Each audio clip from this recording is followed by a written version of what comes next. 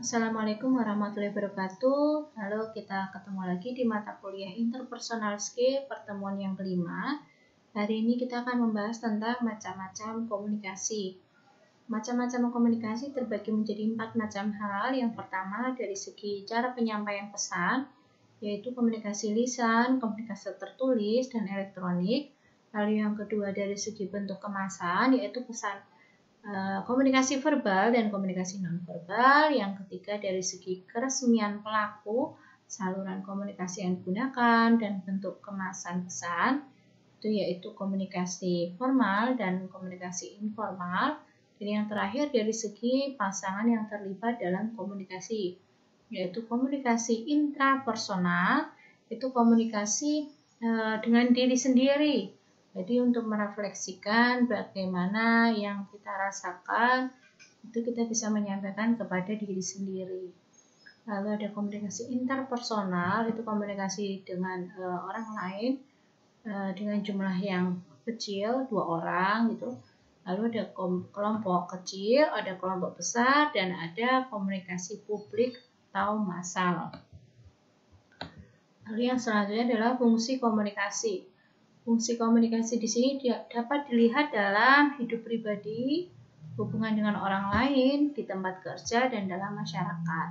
Di sini maksudnya dalam hidup pribadi kita bisa menyampaikan apa yang kita pikirkan, ide, gagasan, dan lain sebagainya kita sampaikan kepada orang lain. Atau identitas kita, pengalaman-pengalaman kita itu bisa kita sampaikan ke orang lain. Lalu hubungan dengan orang lain di sini maksudnya ketika orang lain sedang kesulitan atau sedang kesusahan, kita bisa menyampaikan atau mengkomunikasikan empati yang kita rasakan kepada orang lain tersebut. Lalu di tempat kerja di sini ada jalur organisasi.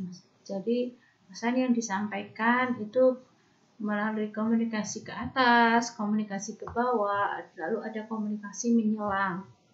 Lalu di dalam masyarakat sendiri juga menggunakan atau membutuhkan komunikasi. Contohnya adalah misalnya rapat RT, rapat RW, atau saat ada acara-acara yang melibatkan masyarakat. Misalnya di sini kita bisa melihat apakah orang tersebut aktif dalam masyarakat atau tidak.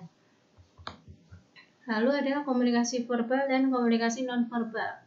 Pesan yang dikirim oleh pengirim kepada penerima itu dapat dikemas secara verbal dengan kata-kata dan juga nonverbal tanpa kata-kata.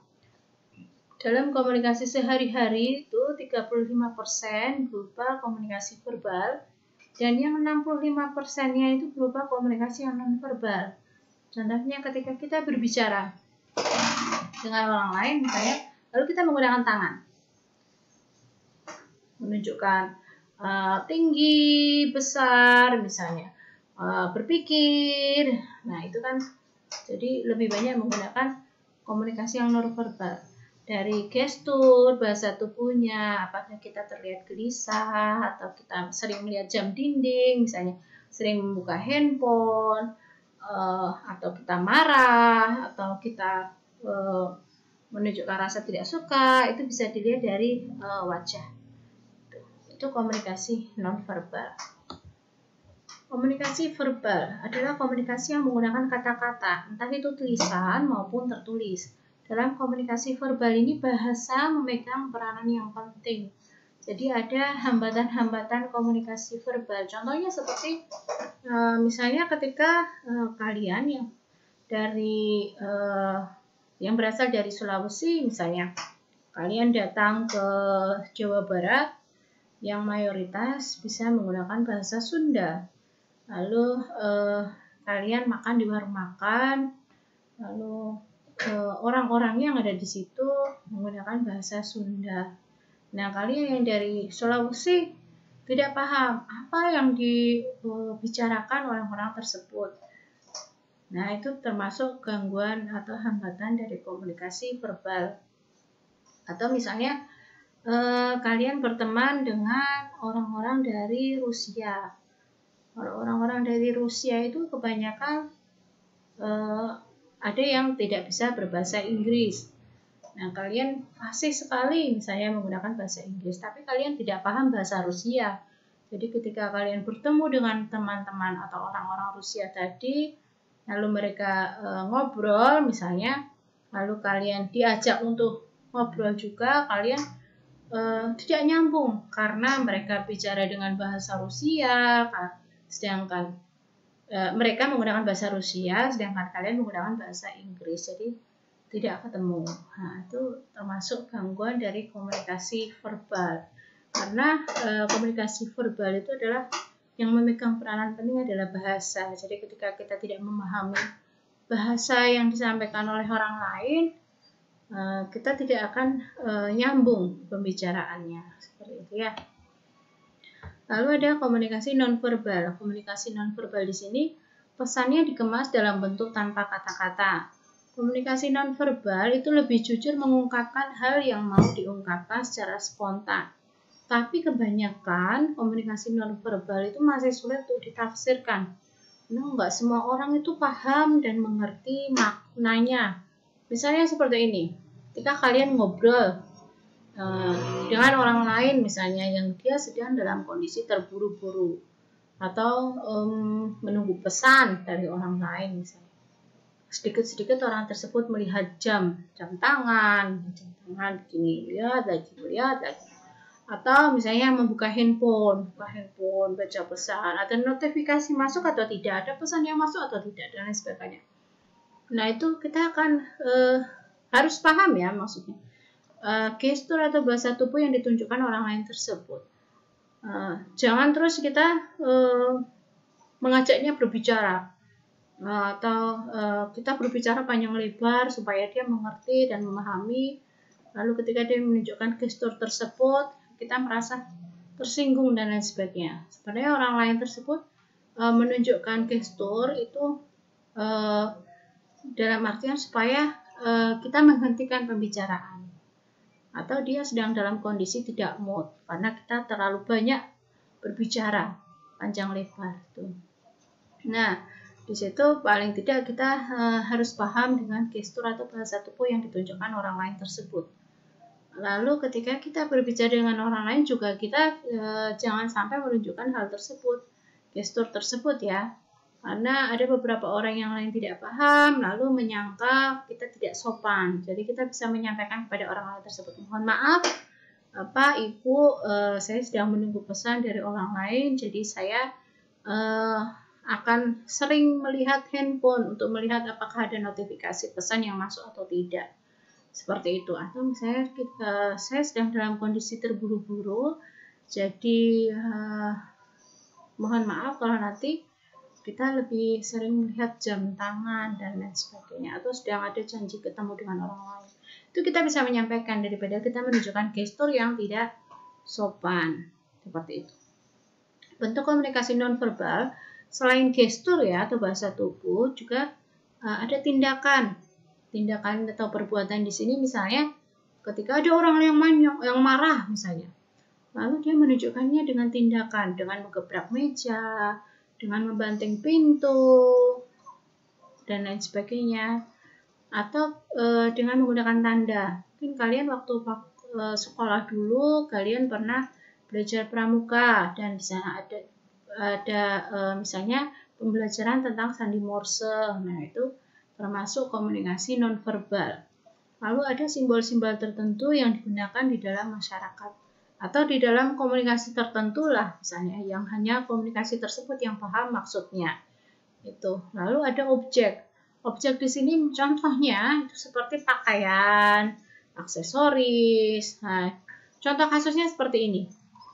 Ketika kalian sedang main ke rumah teman misalnya, lalu kalian bertemu dengan orang tuanya menggunakan pakaian yang lengkap misalnya, menggunakan jas, menggunakan sepatu pantofel, maka memakai dasi, rambutnya tersisir rapi. Misalnya kalian bisa melihat, oh mungkin bapaknya mau ke kantor misalnya, atau misalnya ibunya mau kondangan. Dilihat dari pakaian yang digunakan, misalnya menggunakan kalung mutiara yang besar-besar, atau menggunakan bros, pakaiannya menggunakan dress, misalnya dress yang panjang, yang modis dan lain sebagainya. Kalian bisa melihat apakah ibu teman kalian tersebut mau datang ke kondangan atau mau ke acara lain yang resmi misalnya.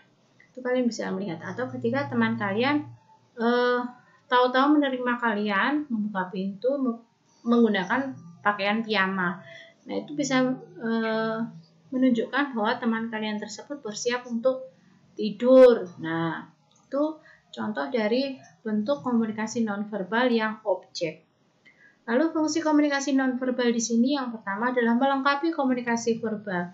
Contohnya ketika kalian datang ke supermarket misalnya, lalu kalian disapa dengan pegawainya, "Selamat datang," misalnya dia menunjukkan dengan tangan, misalnya "Selamat datang, silakan masuk," misalnya dia menunjukkan tangan, atau dengan menunjukkan tangan seperti "Selamat datang," misalnya seperti itu. Itu melengkapi komunikasi verbal. Lalu yang menekankan komunikasi verbal itu contohnya misalnya kalian marah, kalian tidak setuju dengan hal tertentu dalam forum misalnya, kalian ya menunjukkannya misalnya saya tidak setuju, lalu kalian menggebrak meja. Nah, itu menekankan komunikasi verbal. Lalu yang membesar-besarkan komunikasi verbal di sini misalnya kalian bercerita, saya, contohnya seperti ini, saya melihat suatu benda yang dia sangat besar sekali. Nah, itu seperti itu. Itu membesar-besarkan. Jadi kalian menunjukkan dengan tangan besar sekali. Nah, itu membesar-besarkan komunikasi verbal. Lalu yang melawan komunikasi verbal contohnya seperti ini. Kalian dalam kondisi marah. Lalu ada orang lain yang tanya, "Kamu marah ya?" Lalu kalian bilang, enggak marah. Padahal kalian di dalam hati kalian sedang marah, tapi kalian tidak ingin menunjukkan kepada orang lain misalnya. Itu menunjukkannya dengan seperti itu. Jadi contoh melawan komunikasi verbal. Kalian bilang, enggak marah, padahal sebenarnya marah. Nah, itu contoh yang fungsi komunikasi nonverbal. Jadi dengan senyum terpaksa, misalnya enggak marah saya senyum, tapi senyumnya senyum yang marah. Lalu meniadakan komunikasi verbal. Ini contohnya seperti ini. Kalian datang ke supermarket, lalu kalian melihat di situ tidak ada tukang parkir. Lalu ketika kalian selesai berbelanja, kalian mengeluarkan motor sendiri, lalu kalian hendak keluar dari tempat parkir, tiba-tiba ada tukang parkir datang. Lalu dia minta uang parkir. Nah, kalian mau marah, tapi kalian, sudahlah ya, mau marah nanti menghabiskan waktu, menghabiskan emosi. Lalu kalian menyerahkan uang ke tukang parkir tersebut tanpa berkata-kata. Nah, itu contoh dari meniadakan komunikasi verbal. Itu contohnya. Kalian bisa mencari contoh yang lainnya yang bisa melengkapi fungsi komunikasi nonverbal ini, gitu ya. Lalu ini komunikasi formal dan informal. Komunikasi formal itu dipandang dari segi jalur, pelaku, tujuan, dan bentuknya, dan masih dalam jalur rantai perintah formal lembaga. Dari arah komunikasi kepada komunikasi formal ditemukan komunikasi ke bawah, ke atas, ke samping, dan menyilang. Ini komunikasi ke bawah. Komunikasi ke bawah itu komunikasi yang mengalir dari bagian atas lembaga ke bagian bawah lembaga yang dilakukan oleh pejabat atau atasan kepada pegawai yang ada di bawahnya atau bawahan. Dari komunikasi ini tercermin hubungan wewenang atau otoritas dan tanggung jawab yang dapat digambarkan dalam bagan organisasi. Bentuk komunikasi ke bawah itu berupa percakapan, rapat, pidato, dan bentuk tertulisnya berupa memo, surat pengumuman, dan surat edaran. Lalu ini komunikasi ke atas ya. Komunikasi ke atas dari bagian. Nah, ini kebalikannya. Seperti itu. Oke, pertemuan hari ini cukup sekian. Terima kasih. Assalamualaikum warahmatullahi wabarakatuh. Kita lanjutkan minggu depan.